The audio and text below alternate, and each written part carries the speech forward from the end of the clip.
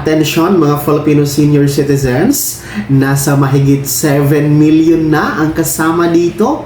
Dapat kasali ka na bago magtapos itong 2024 para makasama sa ayuda programa at benepisyo ng NCSC. Pag-uusapan natin sa video na ito. Hold up.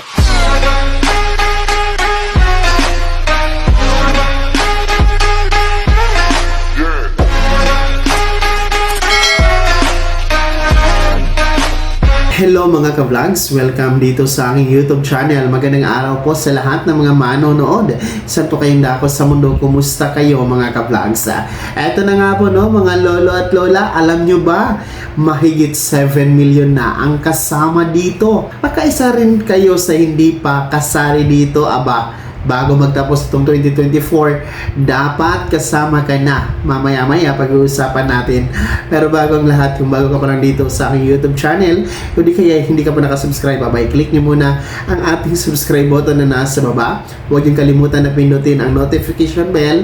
Ilagay nyo po sa all para naman updated kayo sa lahat ng mga videos na aking i-upload. Eto na mga lolo at lola, alam nyo ba na nasa 7.2 million na po ang rehistrado sa NCSC database as to date, no? December 13, 2024 tayo ngayon. So, marami na po, dumarami na ang nadagdag dito sa nagpaparehistro sa database ni NCSC.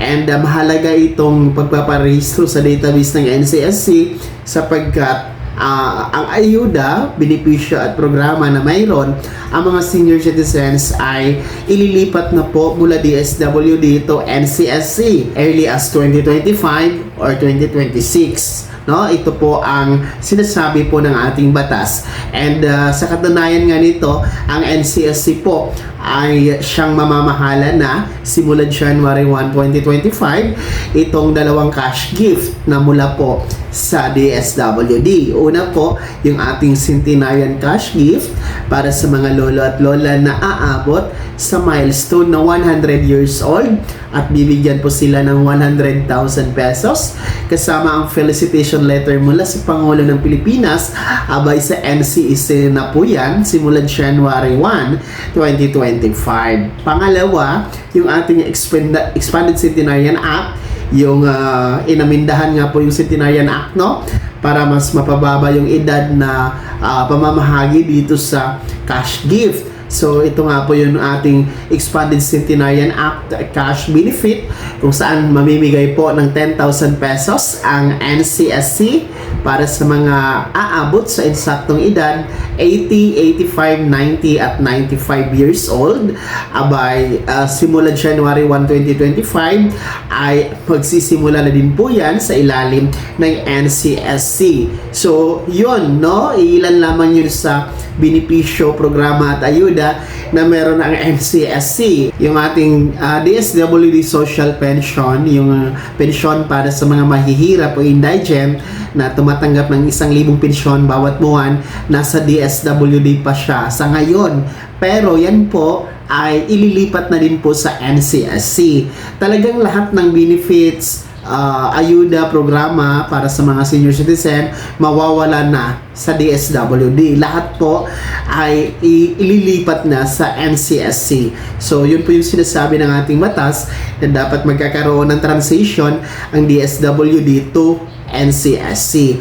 Pati yung ating inaantay na magiging batas na Universal Social Pension Bill, kung magiging batas po yan, ay sa NCSC na po mapupunta ang pamamahalan yan. So talagang lahat ng benepisyo para sa mga lolo at lola nasa NCSC na. Kaya ganoon na lang po ang kahalagahan dito sa pagpaparehistro sa database ng NCSC. Ayon po sa ating mga commissioners and sa OIC chairman na si Dr. Mary Jean Loreche, napakahalaga talaga na ipasok ang inyong impormasyon dyan sa database ni NCSC sa pamamagitan ng pagpaparehistro para matiyak nila kung ano ba ang nararapat, tama at swak na programa, benepisyo na para sa inyo sapagkat meron po kasing mga record ninyo doon sa OSCA, doon sa LGU ninyo, sa DSWD, na wala po sa NCSC.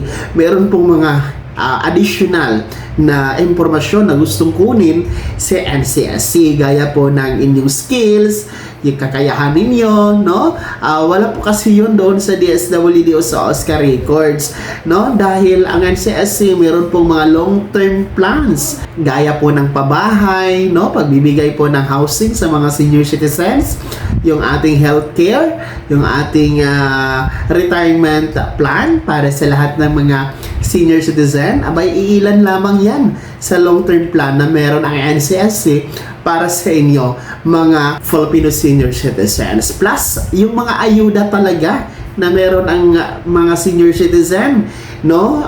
Of course, mapapriority po kapag nasa database kayo ng NCSC. Kaya po ang website po ng database ng NCSC ay ang www.ncsc.gov.ph. Magpatulong lang po kayo sa inyong anak, apo, kapamilya, mga kakilala, para i-rehistro kayo dyan sa database ni NCSC. No? Punta lamang po kayo sa inyong Google, type nyo po ang www.ncsc.gov.ph, then click nyo po yung register now. Tapos, fill upan nyo lamang po yung mga impormasyon na hinihingi, no? And then after that, i-submit ninyo, tapos screenshot nyo, isulat nyo ang registration reference number.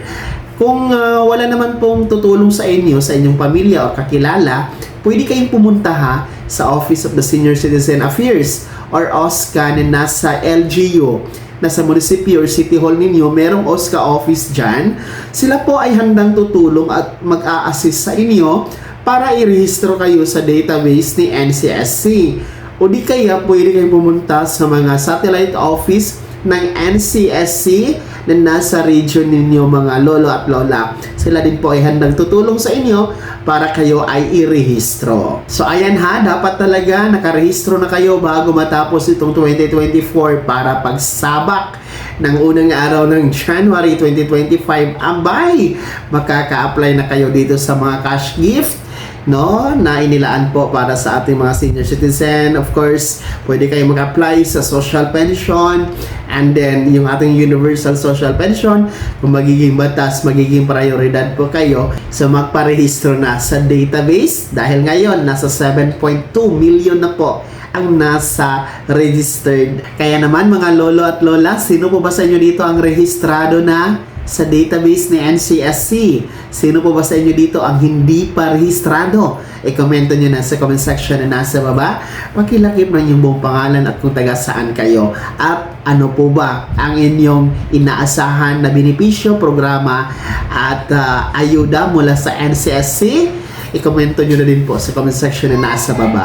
Bago ako magtapos sa video na to, kung nais nyo pong sumuporta sa aking YouTube channel, maaari nyo pong i-click ang ating super thanks button na nasa baba. Sa mga gusto maging miyembro, pwede po i-click nyo po ang ating join button. Maraming perks dyan mga ka-vlogs. Be my member now. Sana'y naging gabay ang video na to kahit paano na pag-uusapan natin ang mga mahahalagang bagay-bagay na may kinalaman sa ayuda, programa at benepisyo ng mga senior citizen.